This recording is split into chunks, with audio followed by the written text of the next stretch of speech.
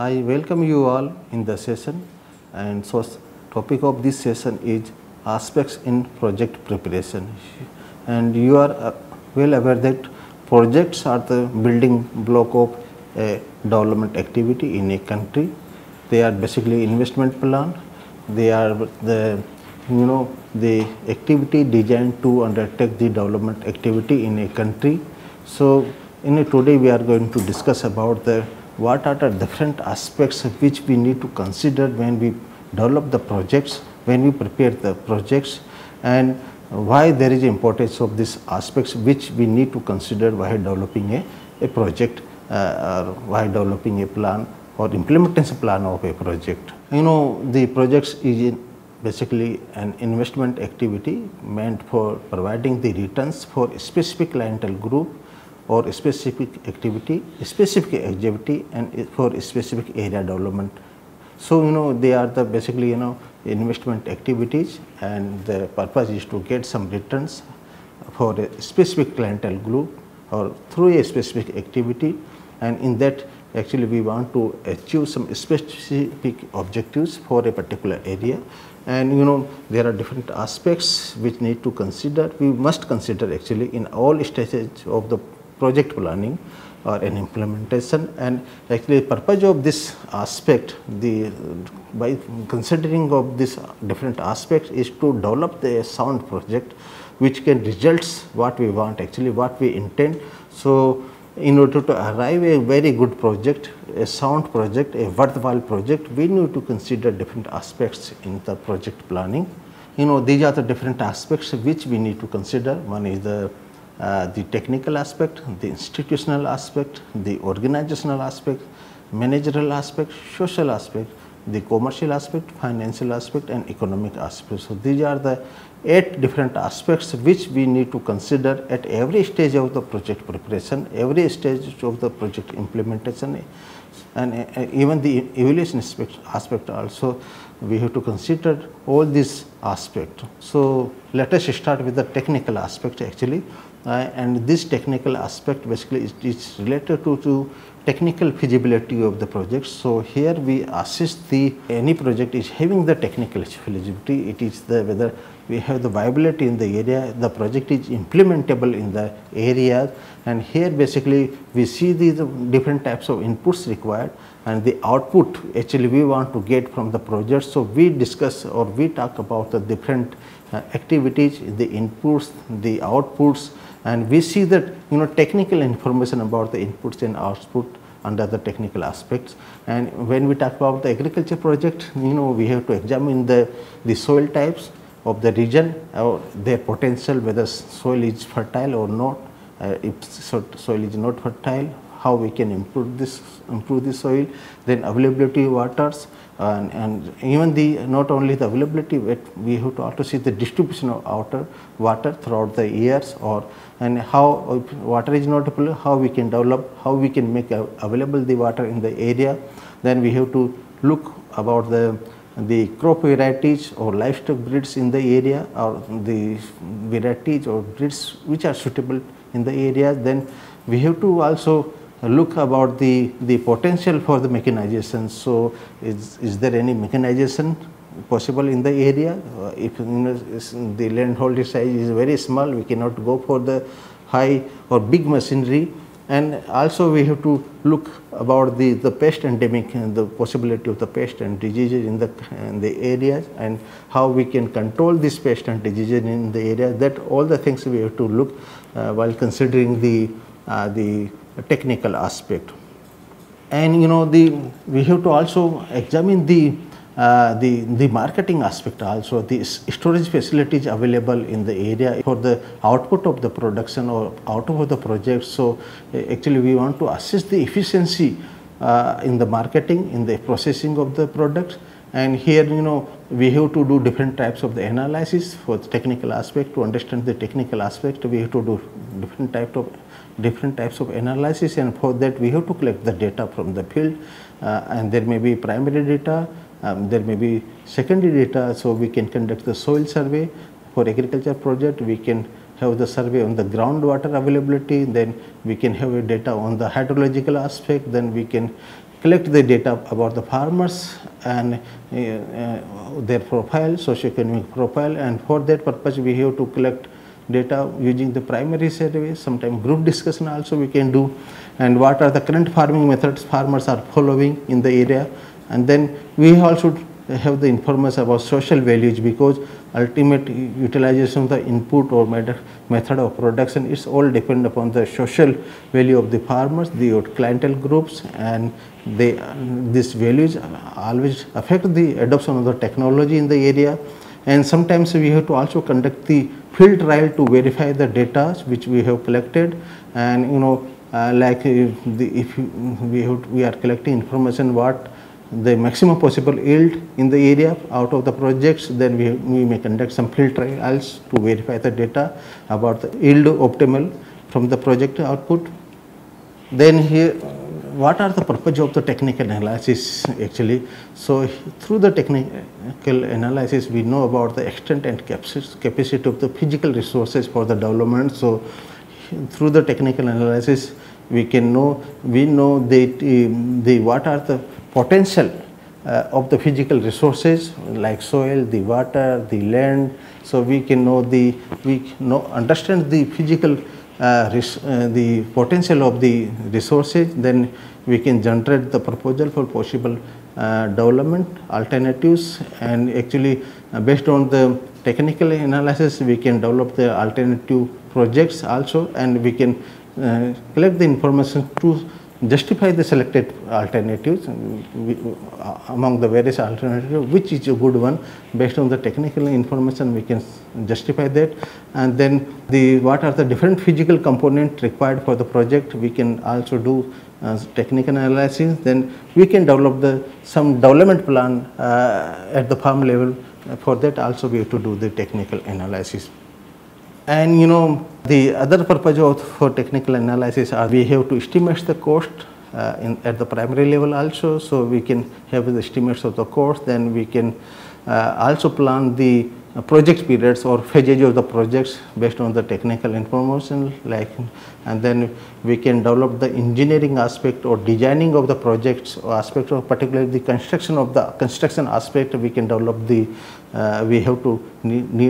we need to do the technical analysis. And then what will be the major inputs required for economic analysis that we can collect out of the technical analysis. Then we can also design the project organization or management based on the technical analysis. What type of the expertise or managerial skills or technical skills will be required, that we can do using the project analysis.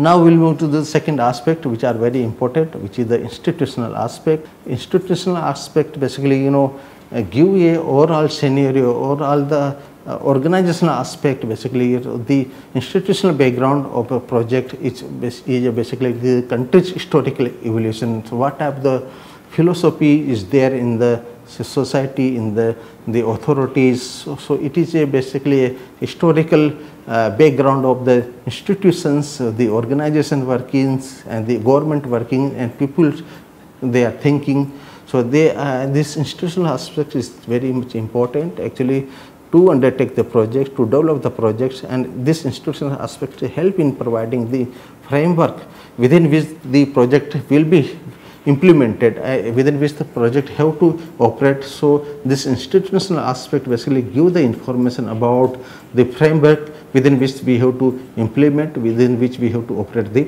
project. So basically in project preparation there are main tasks to identify the components of the institutional framework, like we have the government institution, we have the project authority, we have the corporate bodies, we have what type of land tenure system is there, then what are different banking and credit institutions are there, then different types of organizations are there or not, or cooperative organizations are there or not, then what type of religious customs and practices are there, what type of social values are followed by the clientele group, the target group. So all these aspects actually affect the preparation as well as the implementation of project and obtaining the desired output of the project. For that purpose we need to consider different institutional aspects. And in the institutional aspect, we have to study the government institution, what type of different government institutions are there, how they work, and so we need to understand the administrative system in the project areas.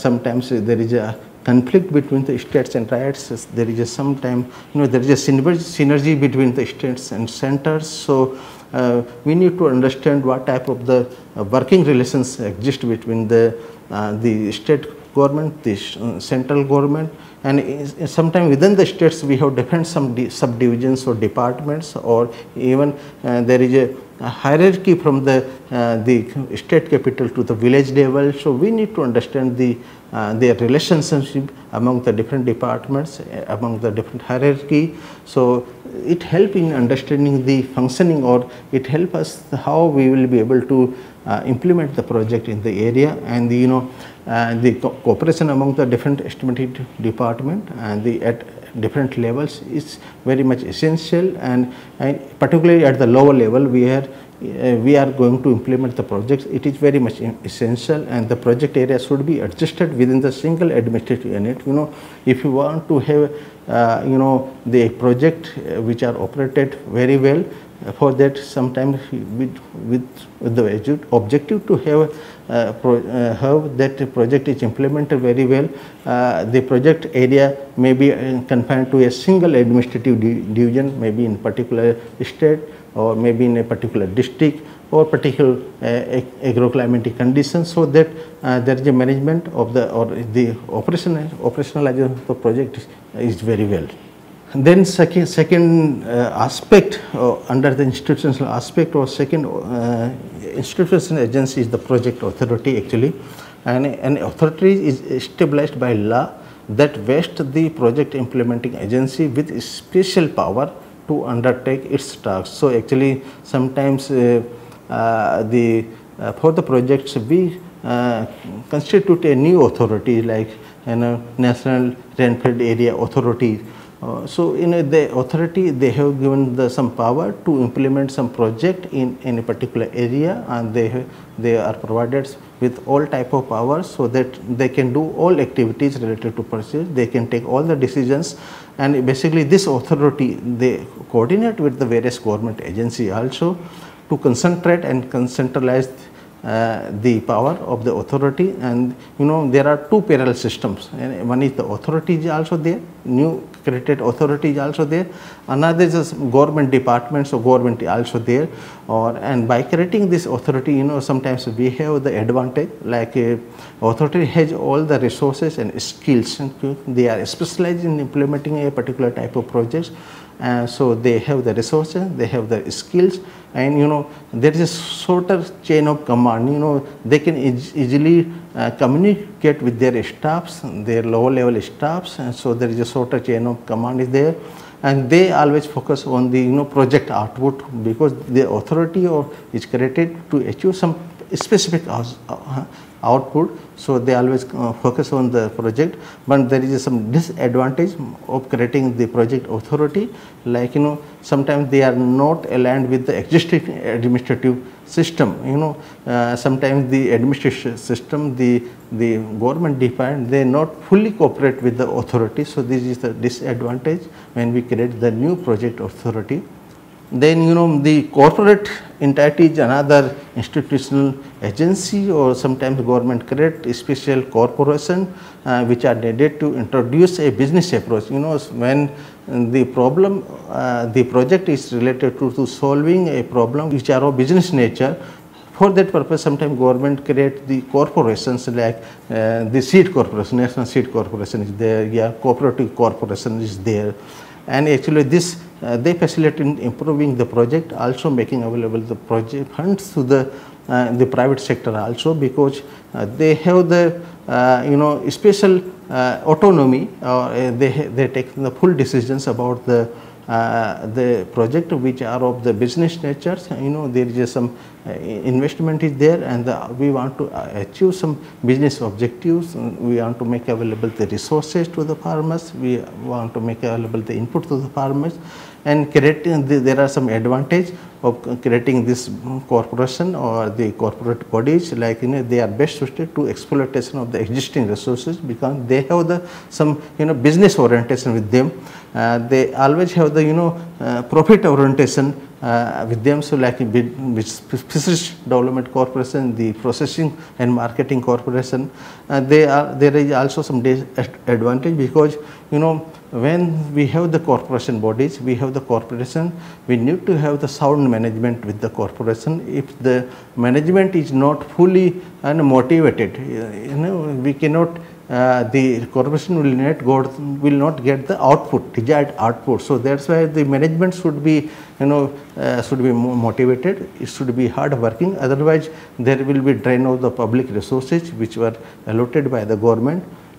Then land tenure system is another institutional aspect actually, and in the ownership of the land or land owner and the tenant relations, they always affect the they always influence the production activities in the area, the employment opportunity in the area, income distribution activity, income distribution aspect of the project also. The farm size of the land, if small farmers, the large farmers, they have different types of attitudes, they have different types of intensity of the activities, they have different types of motivation, they have different types of motivation to undertake the innovations. So all these things, the relationship between the ownership and the owners and the tenant or types of ownerships, they always affect the the investment aspect in adopting the technology, and it ultimately they affect the production or employment or the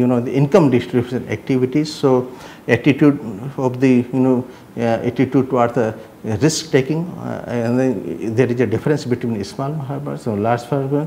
In introduction of the innovations, the managerial farming skills will be different for the small farmers or large farmers. They have different types of the skills, and so all this have some bearing on the project success, in achieving the or setting the achieving the project goals. They have impact on that. And particularly for the income distribution project, there is it is very important to identify the target beneficiaries. So for that purpose, we need to have the information related to land tenure systems and the while designing a project.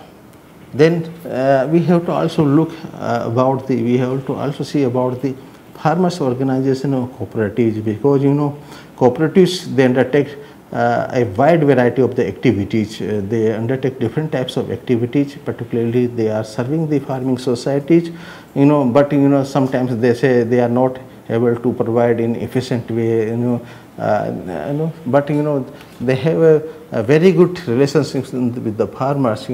The project analysis should explore the possible role of the farmers organization or farmers cooperative they can play in implementing the project. So and they provide basically answers to many rural problems. So that's why we need to see while developing a project, what are the different types of organization, what are the different types of cooperative organization available in the area.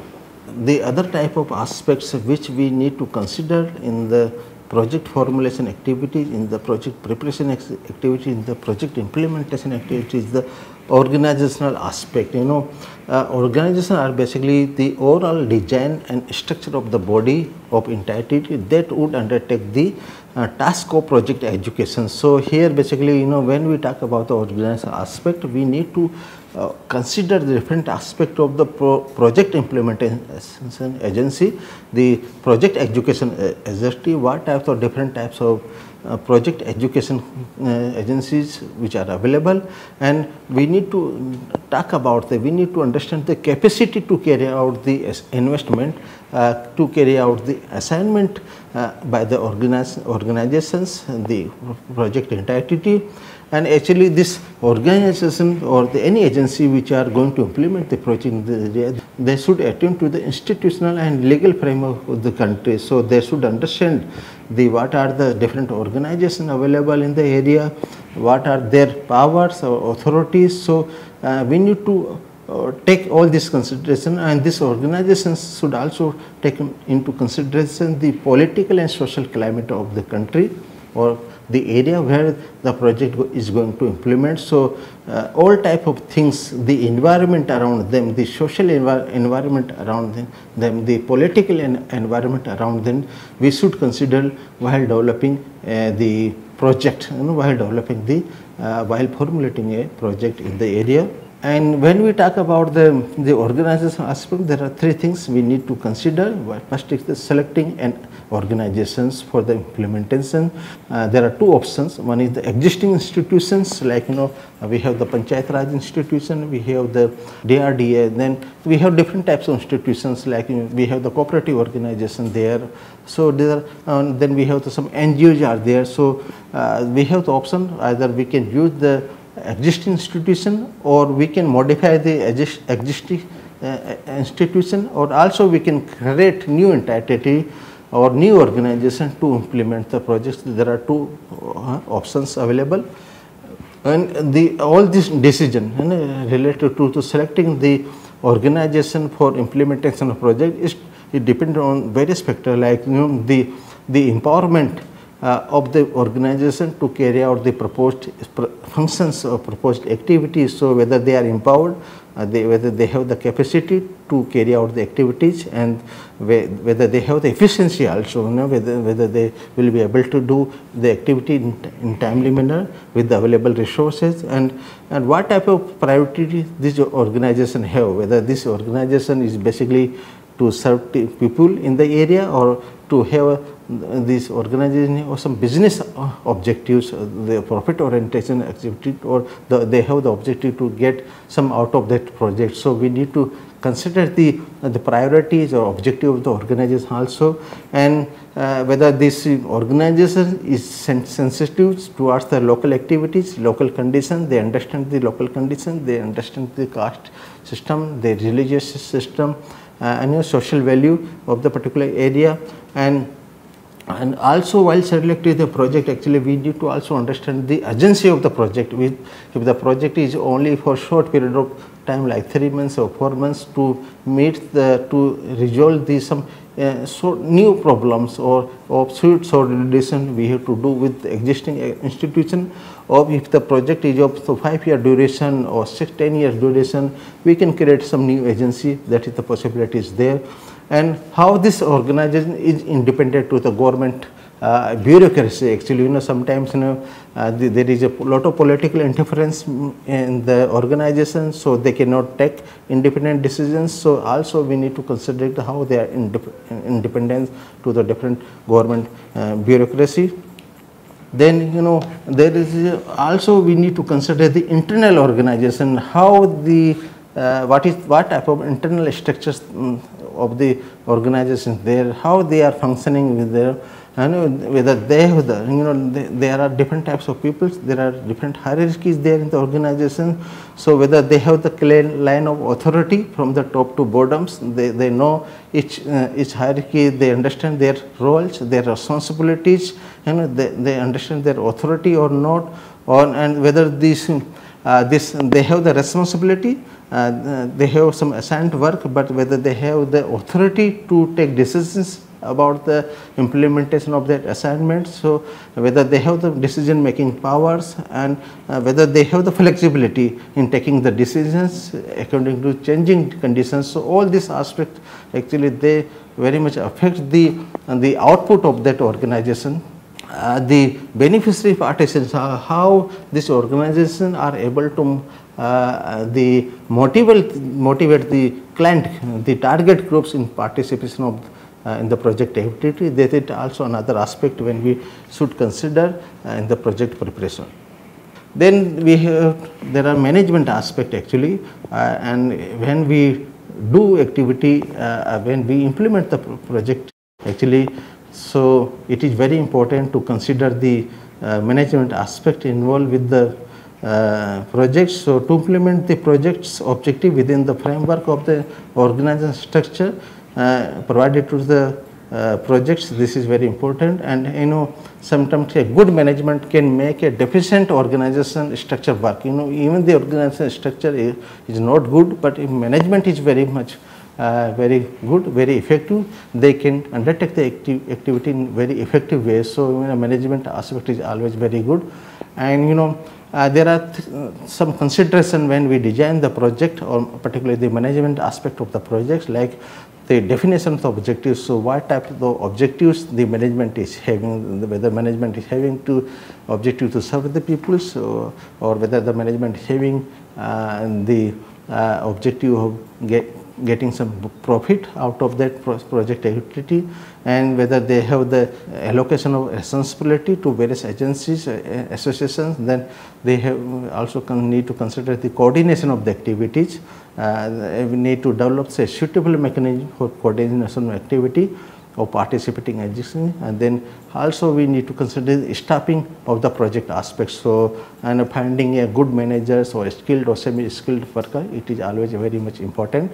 And then social aspect is also very much important, because in the development projects or development activity or development plan, actually, though we need to not only see the financial aspect, but we need to see the social aspect. Actually, ultimate objective is to these what are the social economic development of the society. So, assessment of social pattern, the custom, the culture, tradition, habits of the clientele of the project, these are very much important while considering the while developing the new project. And there are many social implications that may be possible out of the project, like there is a change in the living standards, you know, change in the material welfare, the change in the consumption habit, you know, and there is a change in the income distribution effects. So, we need to consider all this social aspect, and particularly is there any adverse effect from the project on the areas or particular groups that we have to see,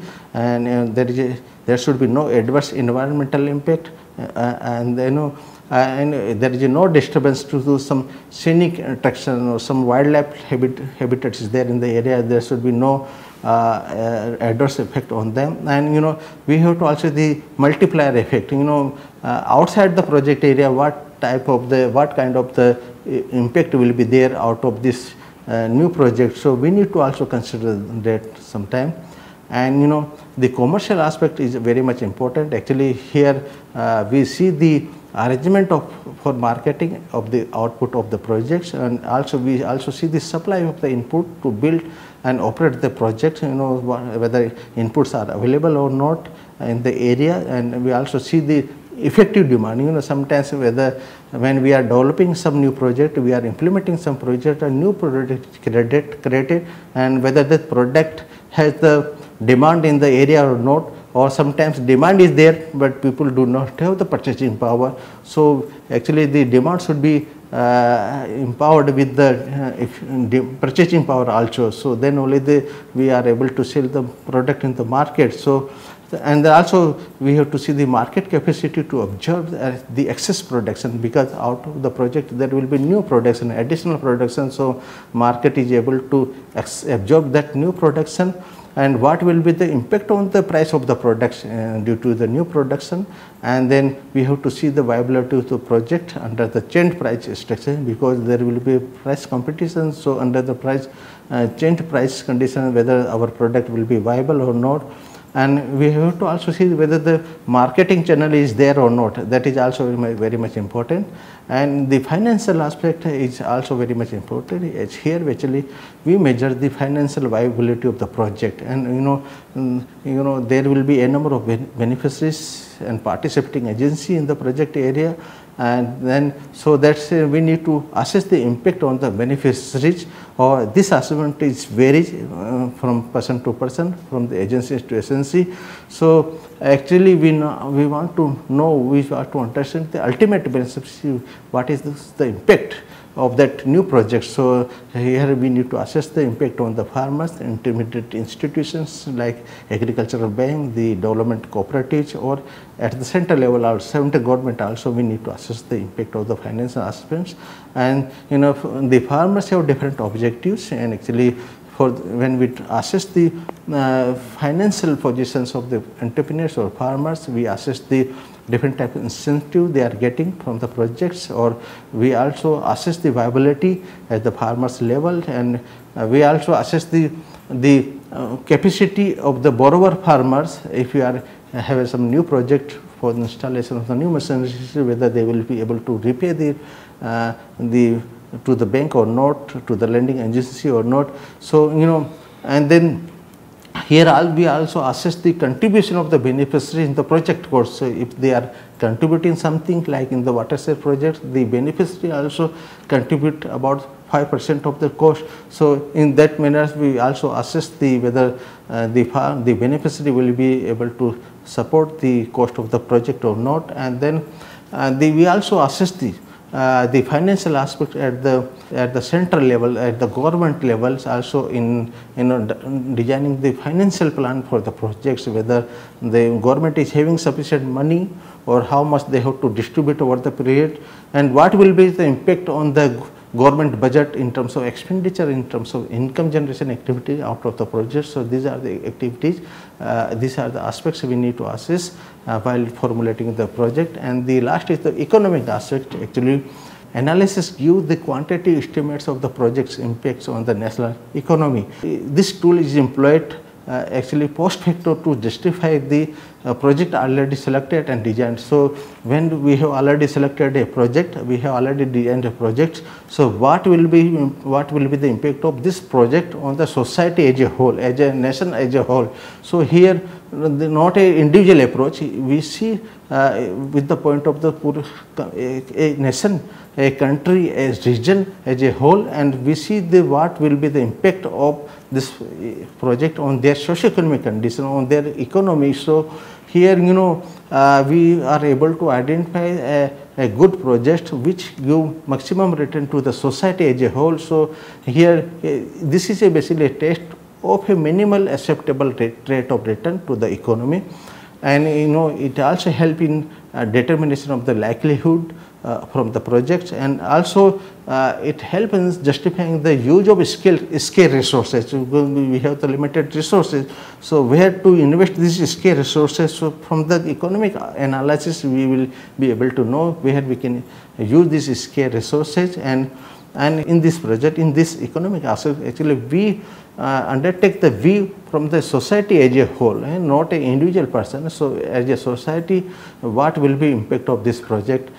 This is this we consider while we preparing a project. Now we can sum up the this session that there are different types of the aspect which need to consider while preparing a project, like technical analysis. So, here we assess the viability of the project, physical viability of the project in terms of input and output. Then we have to see the institutional aspect, the organizational aspect, of managerial aspect, whether whether a particular project which can be implemented, whether the institutional support is there, whether the required managerial capacity is there, whether the required staffing is there or not. So, this is very much important to implement the project. Then social aspect, particularly the culture, the values of the society where we are going to implement the project. Then commercial aspect, the marketing facilities available or not, and the whether sufficient market we have, and whether the target group is there, whether the effective demand for the product is there or not, whether the marketing channel is there or not. So, all these aspects we consider. Then we also consider the financial aspect, the cost or benefit from the project, and then economic aspect lastly, particularly see the impact of the project on a complete society, as a whole society, what will be the impact on the complete society. Thank you very much.